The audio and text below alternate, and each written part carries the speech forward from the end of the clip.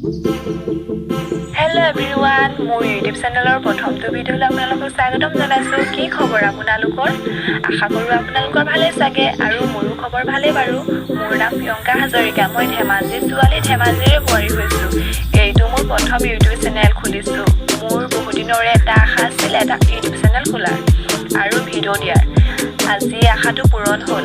কিন্তু কেমেৰা সন্মুখত কি ক'ব লাগে কি ক'ব নালাগে মই একোৱেই নাজানো। তথাপিতো এটা YouTube চেনেল খুলিছো।